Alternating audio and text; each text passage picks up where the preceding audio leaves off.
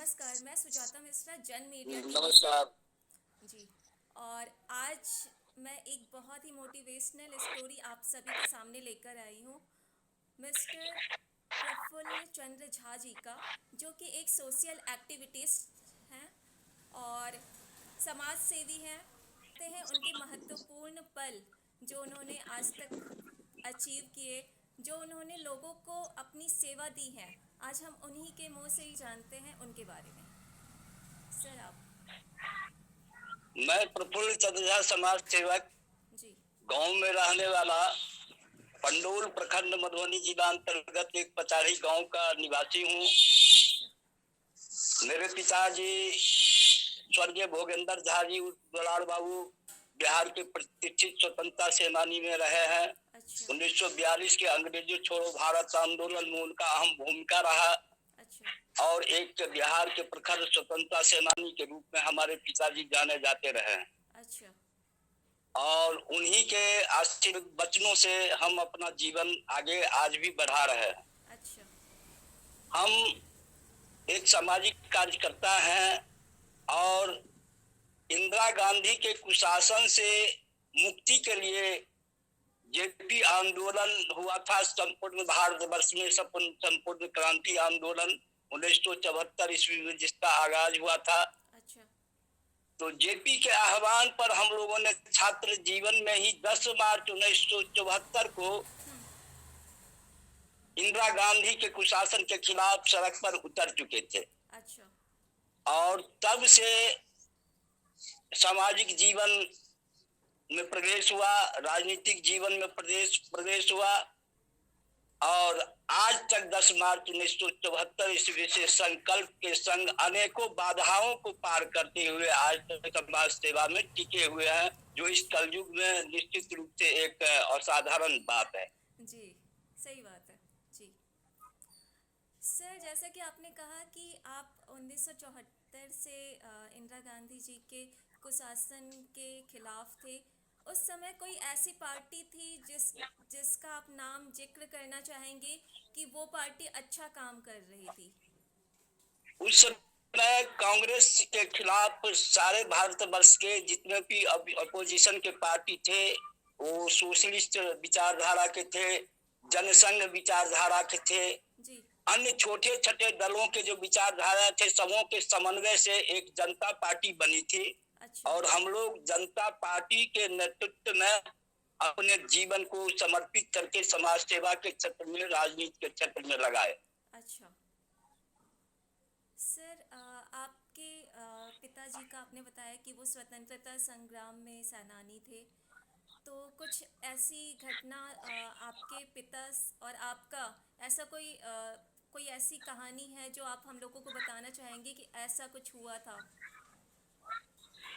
देखिए, सबसे अहम बात यह है जो हम धार्मिक विचारधारा से भी जुड़े रहे हैं जी। और अपने देश के महान संत, क्रांतिकारी संत करपात्री जी के वचनों के अनुकूल मिथिलांचल सहित देश के विभिन्न कोने में अभी तक दर्जनों वेद पर आधारित कार्यक्रम का महायज्ञ का नेतृत्व कर चुका हूँ। अच्छा। उसका एक हमारे जीवन में अलग अनुभूति है और सत्य अगर कहीं है उसको तलाशते हुए उसको प्राप्त भी किया हूँ और आनंद भी ले रहा हूँ। आज इस फकीरी जीवन में हम तो अपने आप को एक फकीर मानता हूँ और अति आनंद का सामना करते हुए, संघर्ष का सामना करते हुए समाज सेवा में भी अति आनंद को प्राप्त करता हूँ। राजनीति के क्षेत्र में हमने कठोर विशाल आंदोलन को अपने नेतृत्व में अंजाम दिया है। शायद मिथिलांचल के इतिहास में अगर आंदोलन किसी के नेतृत्व में किसान मजदूरों के पक्ष में या चीनी मिल बंदी के समस्या पर हो, सूता मिल बंदी के समस्या पर हो या किसी भी प्रकार की उद्योग धंधे बंद के समस्या पर हो, तो वह आंदोलन मेरे ही नेतृत्व में सफलता को प्राप्त किया है। और आज भी मैं वेदना के संग आंदोलन रत रहता हूँ, जो कैसे हमारे मिथिला का विकास हो उसकी चिंता करता रहता हूँ और यही अपना कर्तव्य समझता हूँ। आप कहे कुछ अस्मरणीय बातें, तो जीवन में अस्मरणीय बातें तो बहुत है। हम भ्रष्टाचार के खिलाफ भी कठोर से कठोर प्रशासन के खिलाफ लड़ाई लड़े हैं अच्छा। एक बार तो 1984 ईस्वी में ऐसा हुआ था, जिससे हमारा जो होम ब्लॉक है हम्म। उसमें इंटर ब्लॉक के कर्मचारी, वीडियो इंजीनियर सहित सस्पेंड होकर जेल चले गए थे और उस अच्छा। आंदोलन का हमने नेतृत्व दिया था। अच्छा। ऐसे ऐसे बहुत ही कीर्तमान आंदोलन के हमारे साथ जुड़े हुए हैं। हम्म। हमारे इलाके में एक बहुत ही क्रूर दरोगा आया था, सत्यनारायण सिंह जी, अच्छा। और उनके गलत कारनामे के खिलाफ हमने 7 राउंड हमारे ऊपर पुलिस फायरिंग की थी, लेकिन जिस आंदोलन का नेतृत्व कर हमने सफलता प्राप्त कर किया था, जी। बिहार सरकार डोल गई थी, लालू यादव की शासन थी और वह शासन डोल चुकी थी अच्छा। और हम सत्य के पक्ष में, जनता के हित में खड़े हुए थे। तो अच्छा। हमारे ऊपर गोली 7 राउंड पुलिस ने फायर की हमको मारने के लिए, लेकिन जाको राकेश शाह यहाँ मार सके न कोई, आज भी जिंदा हो। और सामाजिक जीवन में जी। 3 बार पुलिस फायरिंग का जनता के हित में सामना करना और दर्जनों बार दोषी हो, जी। लेकिन हम एक संकल्प के संग आगे बढ़ते रहे हैं और जब तक स्वास्थ्य ठीक है, मैं समाज के लिए रखता रहूंगा और बढ़ता रहूंगा, यही एक कामना लेके सत्य संकल्प के संग आगे बढ़ता जा रहा। अच्छा सर, जैसा कि आपने बताया कि पहले जो सिनेरियो था भ्रष्टाचार था और काफ़ी सारी चीज़ें, समस्याएं थी। अभी जो अभी का वक्त है उसमें आपको क्या डिफरेंस दिख रहा है? मतलब पहले जो था समस्याएं और अभी की क्या समस्याएं हैं? आवाज आपकी कट रही है। सर मैं कह रही हूँ कि आपने बताया कि पहले जो कुशासन था इंदिरा गांधी जी का, और अभी जो शासन चल रहा है मोदी जी का, उसमें क्या डिफरेंस है? आपको क्या लग रहा है? मतलब कैसे वो एक शासन और एक ये जो मोदी जी का शासन देखिए, चल रहा होता है? क्या है, सिद्धांत के सहारे राजनीति चलती है और चलनी चाहिए। जी। और इंदिरा गांधी का शासन, जिसके खिलाफ हम लोगों ने लड़ाई लड़कर इंदिरा गांधी को पदच्युत किया था, वह एक अलग जमाना था। और वो जमाना ऐसा था जो भ्रष्टाचार और राजनीति में मोनोक्रेसी ये चरम पर था। जी। हम सही से कुछ बोल नहीं पाते, कर नहीं पाते, दमन होता था। जी। तो आज हमारे मोदी जी का शासन है। मोदी जी एक विचारधारा के संग, जी। हम राम मंदिर वहीं बनाएंगे जहां रामलला का जन्म हुआ है। जी। हम 370 से कश्मीर से भारत को मुक्ति दिलाएंगे। ये सब जो हमारे श्यामा प्रसाद मुखर्जी, हमारे दीनदयाल उपाध्याय जी का नारा था, जी। उस नारा के अनुकूल माननीय नरेंद्र मोदी जी बढ़ते जा रहे हैं और देश बदलता हुआ दिख रहा है। जी। और हम आपको कहानी एक बताते हैं। जी। हमारे पिताजी सोशलिस्ट विचारधारा के लोग थे अच्छा। और ठंडा के मौसम में ओके। 5-7 बूढ़े लोग एक कैटेगरी के एक साथ बैठे हुए जी। थे। तो अचानक हमारे बोल पाए थे, जी। एक बार विचारधारा का राज इस देश में देख। जी। तो हम सजग हो गए थे। हम अपने पिताजी से पूछ लिए, तो आप तो भारतीय जनता पार्टी के विचारधारा के विरोधी लोग हैं, फिर आपके मुंह से सुन रहे हैं जो एक बार भारतीय जनता पार्टी का राज इस देश में देखते, ऐसा क्यों? जी। तो हमारे पिताजी ने संक्षिप्त शब्दों में कहा था, जी। बउआ, 1947 में देश की आजादी की घोषणा, जिस लड़ाई को हम लोगों ने अपना खून पसीने से, त्याग से लड़ा था, और जब देश की आजादी की घोषणा हुई और देश की आजादी की घोषणा होते हुए जिन्ना के जिस नारे के आधार पर बंगाल जैसे प्रदेशों में दंगा फैला था, जब वो दंगा का दृश्य याद आता है तो यह बात मन में लगता है जो इस देश में भारतीय जनता पार्टी के विचारधारा के राज की एक बार आवश्यकता है। तो हम तत्क्षण अपने पिताजी को बोले, तो हम भारतीय जनता पार्टी ज्वाइन कर सकते हैं? तो हमारे पिताजी कहे जो हाँ, तुम भारतीय जनता पार्टी के सिद्धांत के अनुकूल तुम भारतीय जनता पार्टी ज्वाइन कर सकते हो।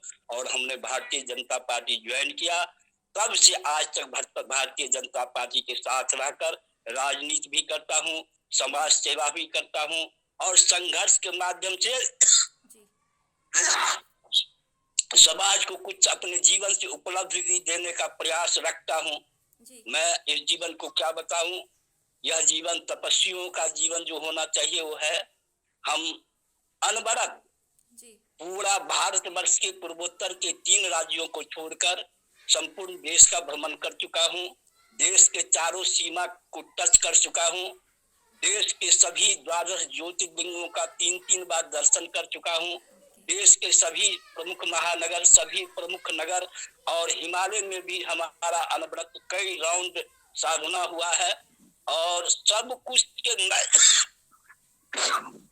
माध्यम से अपने जीवन को साधते हुए और समाज के बीच एक गृहस्थ आश्रम धर्म का पालन करते हुए अभी तक आगे बढ़ता जा रहा हूँ।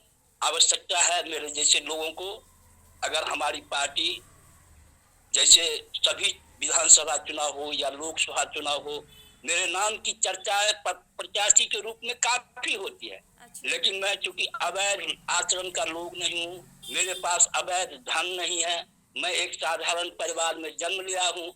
आज बिकाऊ राजनीति हो गया है, बिकाऊ नेता लोग हो गए हैं। जो टिकट बांटते हैं वही धन बल पर टिकट बेच देते हैं, तो उसका दुष्परिणाम समाज आज भोग रहा है। अकेला नरेंद्र मोदी जी क्या कर सकते हैं? सही बात। हम मानते हैं हमारे नरेंद्र मोदी जी देश के मुखिया ईमानदार है, लेकिन हम लोग जब टीम बनते हुए देखते हैं तो कभी कभी बहुत कष्ट होता है कि अच्छे लोग दरकिनार कर दिए जाते हैं और बुरे लोगों को आगे ले आया जाता है। इस बात का मलाल रहता है। अच्छा जी सर, आपने बताया कि आप अभी गृहस्थ जीवन में रहते हुए समाज सेवा कर रहे हैं, तो आपकी फैमिली का कुछ बताइए। फैमिली में आपके कौन कौन है और उनके बारे में बताइए। देखिए, सबसे पहले मैं आपको बता दूं, जो मैं ख्याति प्राप्त मिथिला का समाज सेवक हूँ। जी। मिथिलांचल चाहे देश के विभिन्न मंचों के माध्यम से हमारा सम्मान किया जाता रहा है।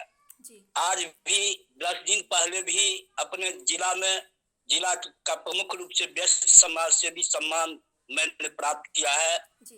एक संस्था के माध्यम से। जी। तो सम्मान तो मिल जाता है किसी विधायक संसद से ज्यादा, लेकिन समाज को हमसे कुछ, हमारी ईमानदारी से, हमारे कर्मठता से, हमारे संघर्षशीलता से कुछ प्राप्त होता, सत्य का एक राह बनता समाज में, वो करने में मैं सफल नहीं हो पा रहा हूँ। इसलिए जो मैं अनेकों जग किया, अनेकों जब तक मेरे जीवन समायोजन है, तो जो जीवन मैंने साधा है उसका फल समाज को अच्छा से दे सकता। वैसे मैं क्षेत्र में कहीं बाढ़ है, कहीं किसी तरह की विपदा हो, कहीं आग लगे, कहीं कोई पीड़ित मानव की सेवा की बात जब आती है तो कोई मेरे साथ नहीं टिक पाता है। मैं पिछले साल भी अपने जगदलपुर में जब विकराल बाढ़ आया था तो 24 दिन तक बिना सोए जगे खड़ा रहकर 8 पीड़ितों का जो अविस्मरणीय सेवा किया, आज भी समाज में याद किया जाता है और अपने जिंदगी को अपने कर्मों से भी तसल्ली मिलती है। यही जीवन है। रहा आप हमारे परिवार के बारे में पूछे तो हम 2 भाई और 6 बहन हैं। अच्छा। 3 बहन हमसे बड़ी है, चौथे में हम हैं और 3 बहन हमसे छोटी है जी। और सभी शिक्षित हैं। अच्छा। बड़ा पूरा परिवार तो नहीं कहना चाहिए, लेकिन मैं भिखारी भी नहीं हूँ, फकीर हूँ, लेकिन वो फकीर हूँ जो किसी को देता हूँ, लेता नहीं जी। यही हमारा परिचय है। सर, वो तो कहा भी जाता है, ऐसा माना जाता है कि समाज सेवी जो होते हैं वो खुद नहीं बोलते, उनका काम बोलता है।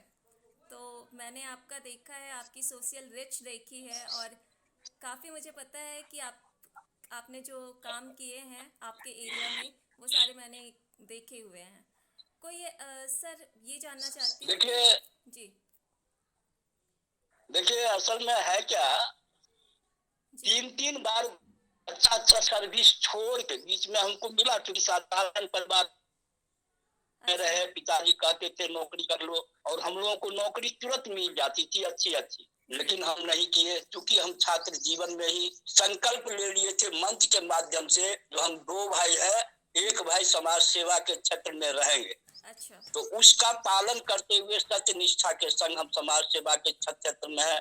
आज भी बिना पद पर रहते हुए हमारे माध्यम से, हमारे सहयोग से अनेकों परिवार का पेट चलता है। अच्छा।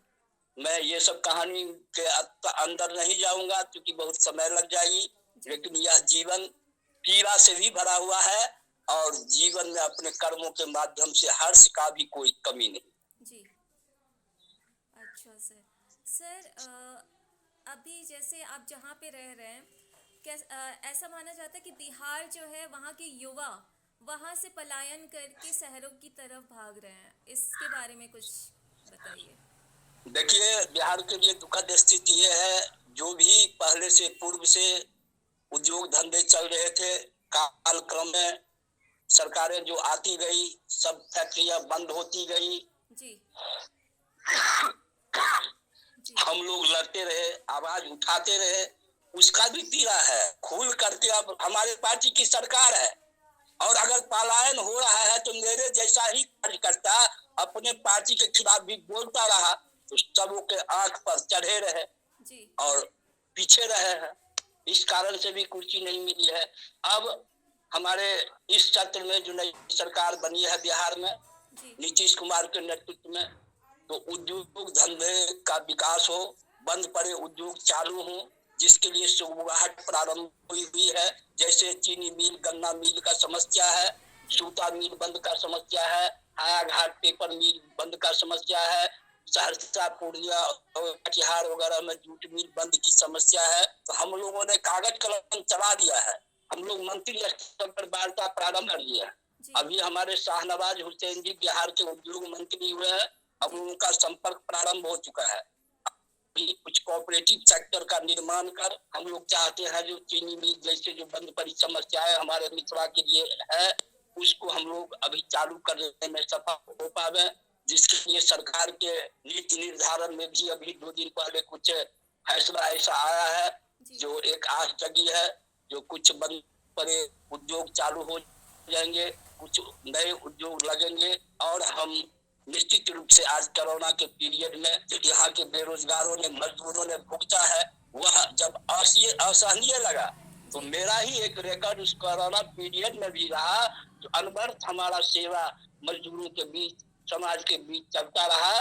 और बाहर से जो मजदूरों को, जो मजदूर बाहर में लॉकडाउन में तड़प रहा था, उसको जी बिहार जो लाया गया, वो एंटी कोरोना टास्क फोर्स के हम बिहार के संयोजक थे। काफी लिखा पढ़ी सरकार से संपर्क किए और उसी के आधार पर सरकार ने फैसला लेकर गाड़ी तारीख देकर, बस वगैरह देकर बिहार पहुंचाया सभी मजदूरों को। उसमें भी हमारा बहुत बड़ा योगदान है।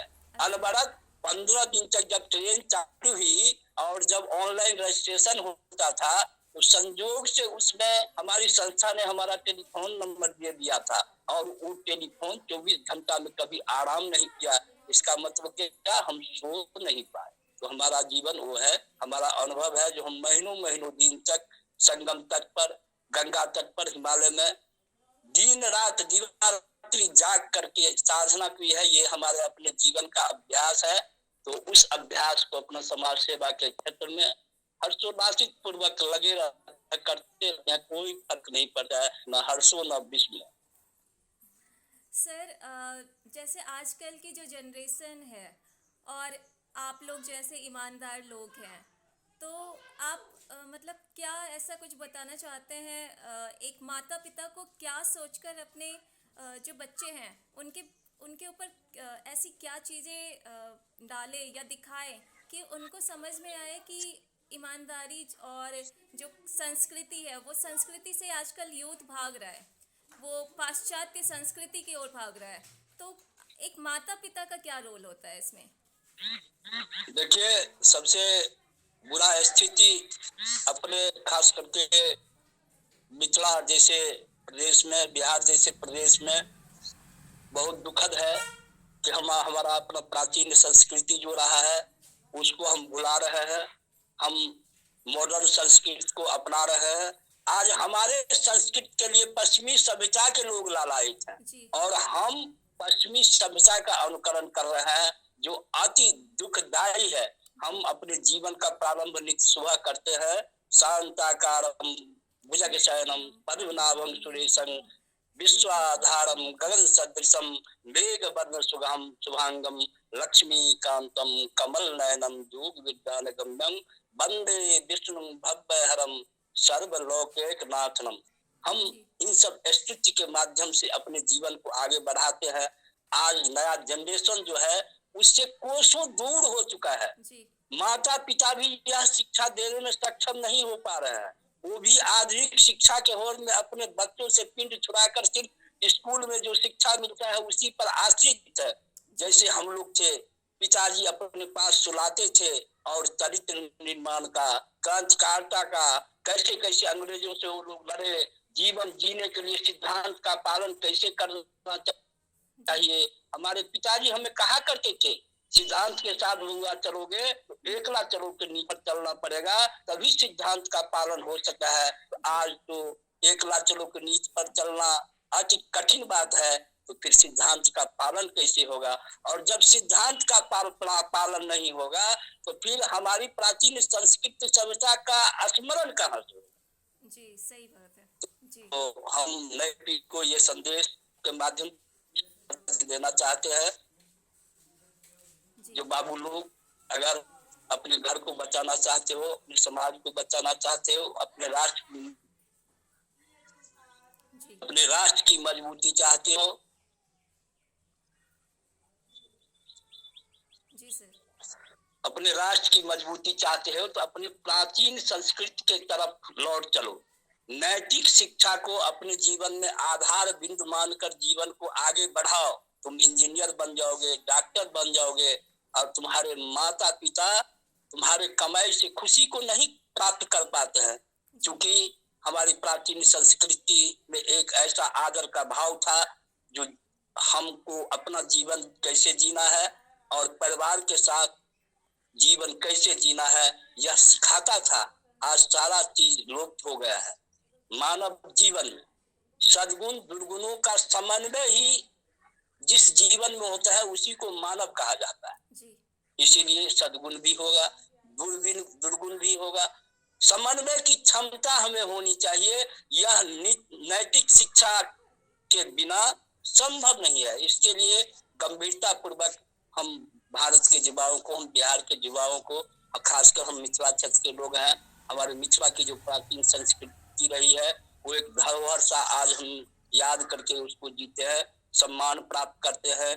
लेकिन जब लुप्त होता हुआ नए पीढ़ी के माध्यम से दिखाई देता है तो सिर्फ भाषण भर अब हमारी संस्कृति सत्ता रह गई है, जीवन शैली में किसी के पास नहीं रह गया है, जिसे हम दोगली नीति कहते हैं। सामने में कुछ करते हैं और घर में कुछ करते हैं। यह एक समस्या पैदा कर दिया है। इन सबों से हमें बचना।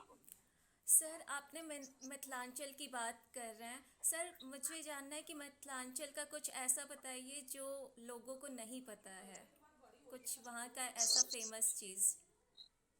देखिए, मिथिला क्षेत्र जो है वो तो राजा जनक के काल से प्रसिद्धि प्राप्त है, जहाँ माता जानकी, माता सीता धरती के गर्भ से जिन अवतरण हुआ। आज भी जब पुनौरा धाम उनके प्राकट स्थली पर जाएंगे आपको दिव्य ज्ञान हो जाएगा। आज भी अगर सीता जी जिस बगिया में फूल लोती थी, फूलहर, आप जाएंगे तो आपको मिथिला की प्राचीनता का दिव्य ज्ञान हो जाएगा।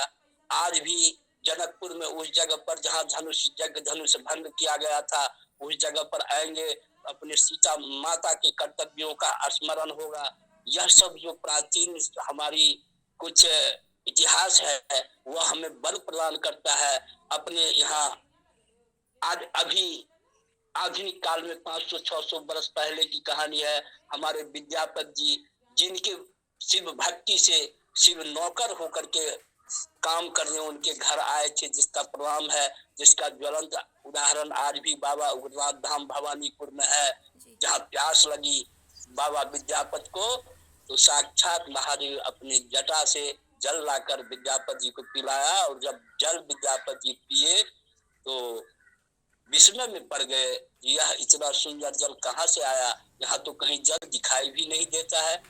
तो वहीं पर महादेव शिव रूप में नौकर बन के विद्यापति जी के साथ थे।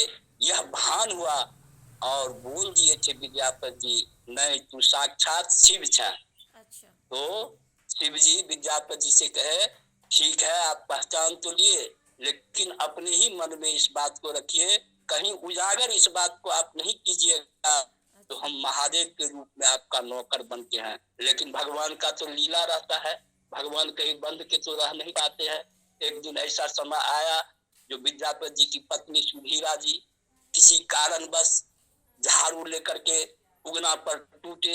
उसी समय बाबा विद्यापति के मुंह से निकल गया कि की कह रहल थी साक्षात महादेव, साक्षात महादेव, साक्षात महादेव। और महादेव तो पहले ही विद्यापति से वचन ले लिए थे, तो किसी को अगर जलाएंगे आप तो हम आपके यहाँ से चल देंगे। और महादेव चल दिए थे विद्यापति के पास से। तो ये सब जो हम लोगों का संस्मरण है अपने मिथिला का, वो अद्वितीय है, जिसको हमें याद रखना चाहिए।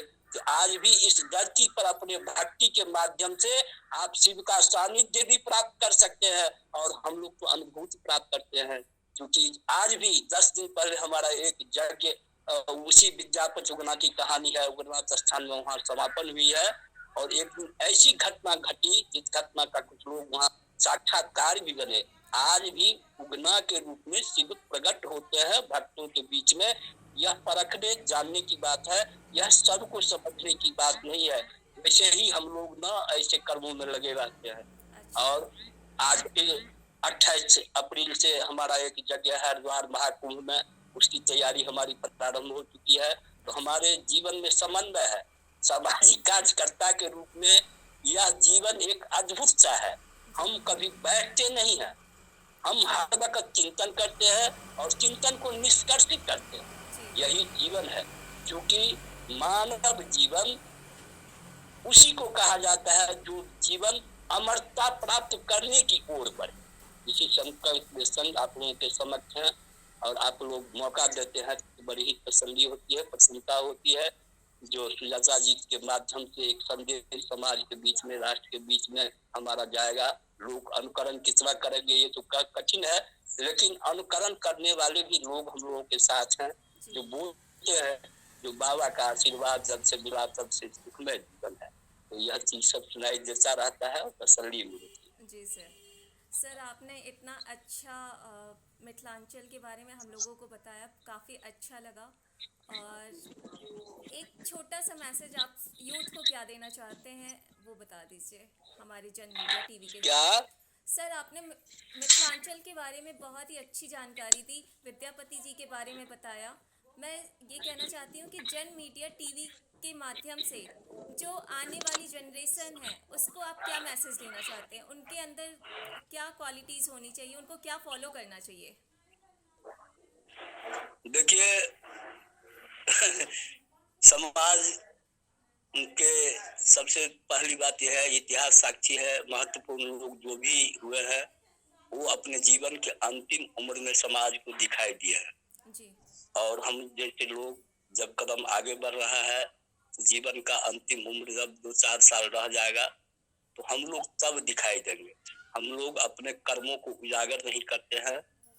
हम लोग कोई भी कार्यक्रम, आज बाढ़ पीड़ितों का सेवा करें, समाज में आज कोरोना पीड़ितों का सेवा करने निकले थे तो हम लोग बैनर नहीं रखते हैं। अच्छा। हम लोग अपने कौन हम हैं, हम अगर अचानक कहीं जगह पहुंच जाते हैं और सेवा कार्य कर काम करके निकल जाते हैं, कौन आया, कौन सेवा काम किया, इसको हम लोग उजागर नहीं करते हैं। क्योंकि मानव सेवा जो है, पीड़ित मानव की सेवा ही सबसे बड़ा पुण्य कर्म है। तो पुण्य कर्म समझ करके हम लोग इसकी गोपनीयता को भी भंग नहीं करना चाहते रहते हैं। वैसे स्मरणीय और विस्मरणीय इस जीवन की अनेक कहानियां हैं जो एक अच्छी उपन्यास या सत्य पर आधारित जीवन का पुस्तक लिखा जा सकता है। हमारे कर्मों के संबंध में एक राइटर ने एक मिश्रेश्वर नाम का पुस्तक भी हमारे कर्मों पर आधारित 80 पेज का लिखा है आज से 10 साल पहले। तो यह सब बात जीवन में है और आज भी जीवन में शुद्धता हो, उसी के संकल्प के संग सवेरे बिछावन छोड़ते हैं और शाम बिछावन पर जाने तक, रात बिछावन पर जाने तक इसी संकल्प के साथ आगे बढ़ते हैं। हम नए पीढ़ी को संदेश देना चाहते हैं, खासकर अपने मिथिला को सुरक्षित रखने के लिए, जहां निश्चित रूप से आज के पीछे मिथिला का अत्यंत ही दर्दनीय हालत है। क्योंकि पढ़े लिखे जो समाज के लोग हैं, जो जिनमें प्रगतिशीलता की विचारधारा है, वो सब घर से, मिथिला क्षेत्र से बाहर निकल के प्रवास में है अपने जीवन यापन में। कोई अमेरिका में, कोई इंग्लैंड में, कोई दिल्ली में, कोई चेन्नई में। तो प्रदेश से अच्छे लोग सब प्रदेश से बाहर है। मेरे जैसे अभागा लोग जो है वो गांव घर समाज के बीच में रहता है। समाज की स्थिति बहुत दयनीय है। अच्छे लोग समाज के बीच में रह नहीं गए हैं। हमारे युवा पीढ़ी जो है, जो अपने राह से गांव में रहने वाले युवा पीढ़ी भटक चुके हैं। वो अपने माता पिता को भी आदर देने के लिए तैयार नहीं है, तो दूसरे को क्या देगा, ऐसी परिस्थिति है। ऐसी अकाल पड़ चुकी है सभ्यता और संस्कृति अपने मिथिला समाज में, जिसका इस सोशल साइट के माध्यम से चर्चा भी करना अच्छा नहीं लगता है, क्योंकि हम मिथिला के बच्चे हैं, मिथिला के नागरिक हैं। मिथिला का नाम सुन के हमें प्रतिष्ठा मिलता है, तो ज्यादा मैं इस पर क्या खोल के, यह एक दर्ज लेकिन है मन। सर, जन मीडिया के तरफ से आपने अपने सारे व्यूज़ यहाँ पर दिए, और मुझे जहाँ तक दिखाई दिया आपका जीवन एक आदर्श जीवन पर आपने पथ पर चलकर बहुत ही एक उज्जवल भविष्य के साथ आपने शुरू किया था, और अभी तक अपने लक्ष्य से भटके नहीं हैं, उसी राह पर चल रहे हैं। और मैं आपका तहे दिल से धन्यवाद करती हूँ कि आप जन मीडिया टीवी पर आए और आपने अपने व्यूज़ दिए। आपके जितने भी व्यूज़ थे उनको अगर कोई भी बंदा फॉलो कर लेता है तो मुझे लगता है कि एक सशक्त युवा आ जाएगा हमारे भारत में फिर से। बहुत बहुत शुक्रिया सुजाता जी, आपने हमें समय दिया। हम संपूर्ण मिथिला की तरफ से और अपने संपूर्ण साधना मई जीवन की तरफ से शुभकामना आपके लिए ज्ञापित करता हूँ, और अपने बच्चों की तरह आपको आशीर्वाद भी ज्ञापित करता हूँ। धन्यवाद सर, आपने अपना कीमती समय हमें दिया। धन्यवाद sir, thank you. Shiv Shiv. Ji.